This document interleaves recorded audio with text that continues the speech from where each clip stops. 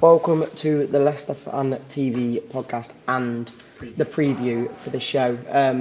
What's your take on this game coming forward then? Because obviously it's from what we spoke about, it's quite a big um, game for us. Obviously, the game after this, or the next three games after this game, is quite huge. So now We've you've got got a to, very tough run. Obviously, we're just a couple of days after deadline now. We've signed three players, four technically, if you include the one that's gone on loan yeah, to Luton. But Villa's a very tough game. They've played extremely well under Emery since he took over Steven Gerrard. He's gotten pushing up. You know, they're one win behind overtaking Chelsea, and the likes that are up there. You know, the Fulhams and that.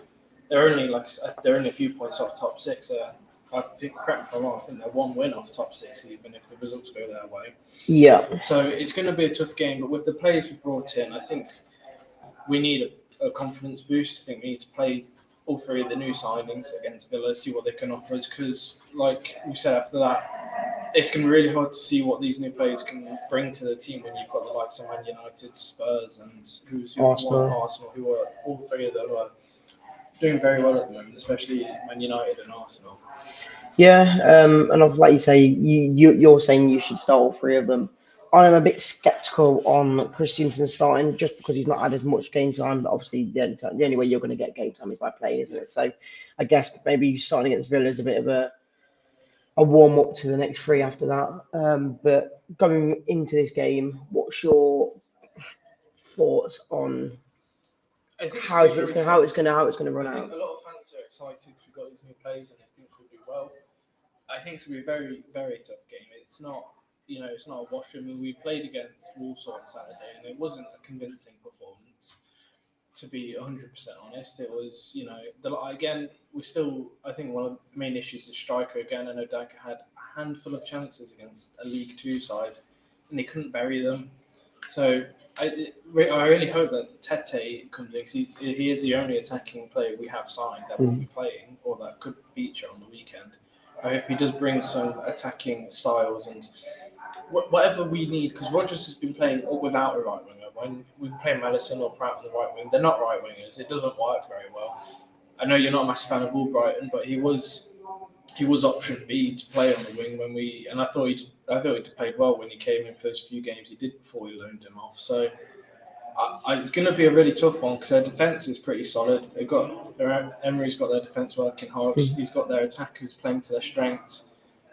It'd be a good chance, like I said, to see from both sides of the pitch how we do. I think also Science should start to see how well Suter and Christensen can do at the back and how well Tete can do at front. Yeah, obviously saying Tete is our only attacking kind of signing, but that does mean that Madison comes into his favoured It does mean position. Madison comes back into playing Cam for now. I mean, touch wood, I don't want if Tete was to get injured or if he was playing bad. Yeah, That puts us out without Brighton, and now we've got rid of Perez and Albrighton on loan. So it's going to be a tough one, but like Neil just put there, it is a simple win. And we've been discussing, what does Rodgers change? Does he change his formation? We said he could even put Suter at the back three with Amati and Spice. I would mention now, I do know Neil personally, and he's not a fan of Amati at all. But I did say that because of such a biased opinion on what Rogers thinks when Suits comes in, I have a feeling that he will go to a back three with Amati in there. Just because he doesn't seem to want to drop Amati, so why would he drop Amati because of a new signing now? We've got Sunji on the bench for the last six months. I understand. I agree and I disagree because Marty as well. I don't think he's a centre back of No, good quality. He's always got a mistake in him in a game that will lead to a goal. So I'd drop him for Suter, but I don't think we would. And you say about Sonucci, why is he not been playing again? Rogers has his favourites. They've clearly fell out, so he's refusing to play him. that's where it's like, will he actually put Suter in for him, or will he add him Again, then to the back line only as time will well? tell. I've got a sneaky feeling we're going to play a really weird formation with three at the back and play Tete as a right wing back ahead of Castagna maybe. I'm not sure how we will line up. I really hope that we just do a 4-3-3 because all these signings we've made with the right wing. It suits the 4-3, doesn't it? He's been playing Roger's been playing a 4-3, and now he's brought in the players for the 4-3-3. So Neil says here, Marty should be the new left back I in the don't get me changing wrong, I room. like Marty. He's just not a centre back. We've been playing him as a centre back all season. Yeah, When you see him play for, I think it's Ghana, he's now International he Club. does well though. Yeah, When he's a right back, he's a decent right back. He reminds me a bit of Simpson, where he's not good at attacking, but he knows how to be defensive. If you look at the stats, Amarty's probably one that has the most possession for Leicester every game, and that's just not his role. We shouldn't be playing him like that. But if that's how we want to play, I hope Shooter's calm on the ball, a bit like Maguire was when he had it. yeah. And I was just thinking about it as well from the Villa side. They have lost one of their attacking positions in the Danny Ings. Obviously, he was a big threat for them. Now they've only been left with Ollie Watkins. Yes, they've still got wingers and whatnot, but their only main striker now is Ollie Watkins. And in my opinion, I don't think he's that great. But then again, you'd probably say the same about Daka and Vardy and that at the moment. So For their attack, I think they've got a lot more attacking threat when you look at their, not just the strikers, when you look at their like maybe attacking diamond. You've got Coutinho in there. I think they've got Bailey or Bailey, however you say his name. He's a good winger. Their strike force, say they have lost Danny Ings. Ollie Watkins is still a pretty decent striker. I mean, I won't lie to you, I'd take Ollie Watkins over the three options we've got, to be honest. over in that United. Well, we're not going to play in that. Ollie Watkins is, for me, a better Daka and Vardy's agent. Josh Preston says, out of the new signings, you might start Tete maybe. Well, if we had a fully fit squad, I would completely turn the team around, I guess. I did have a graphic in here. I will get it all now to show you because I think if we did have a fully fit squad, I think the formation that I've got would probably work well for it. But then it's Rodgers, so which probably wouldn't happen. But fully fit squad, I put Pereira in there. I drop Barnes and put Tete in more behind the striker. Obviously, he can play there. He can play more right-sided attacking position, and then obviously the back three would be facing Suter and Amarty. Because I felt like at the start of the season, Rodgers did want to play three at the back with high attacking fullbacks, and I agree. I think obviously I'm not. I mean, the only reason we didn't do that, was because Pereira got injured. Yeah. But I don't know how one injury changed that. Yeah, I get what you mean. I just think with the players who've signed and the way it's going, something like that three at the back would probably work, I guess. I agree and disagree. I think we've signed Tete playing as he's not a cam. I don't think. I know he's a bit more of an attacking role, but he is an out and out right winger at the end of the day. So 4-3-3 for me is how we've been playing for most of the season. You're not going to change it up. I don't think we should change it up when we bring in the signings that suit those roles. Now we've got another defender, and that will strengthen the team. Tall lad who's good at going to be defending headers and hopefully attacking headers. Christensen, I mean, we need a left back. Justin is a great left back when he comes in, but he's injury prone at the moment. Thomas needs a loan spell out to Championship club. So Christensen is a good, I don't want to say temporarily replacement for Justin, because I'm not sure where Justin fits into his team over Christensen at the moment. Obviously, I know he's injured. We've got a fully fit team again. There's going to be a lot of people fighting for positions, which is good to see. Yeah. Again, my biggest concern is just the strikers. All three of them have had the chances to do something this season, and none of them really took it. Yeah, and then before we do end, I want your kind of score prediction because, again, like we say, in the next 4 games, City's probably the easiest one we've got. And we've got to be picking up points at least here before we go into the big 3 that we talk about. Yeah, I mean, not even going to be an easier game compared to the other 3 that are coming up, but they're still going to be a very tough game.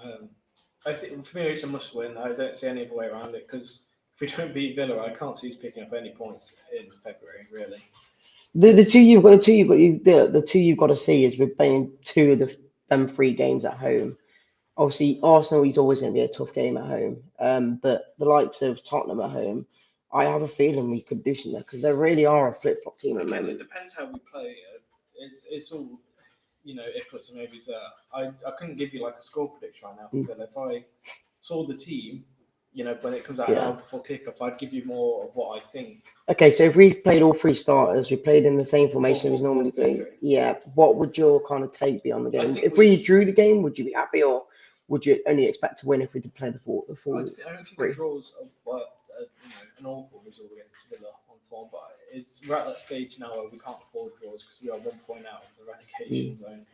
I don't know if anyone's saying we're not in a relegation battle, but we 100% are at the moment. So yeah, I agree with that.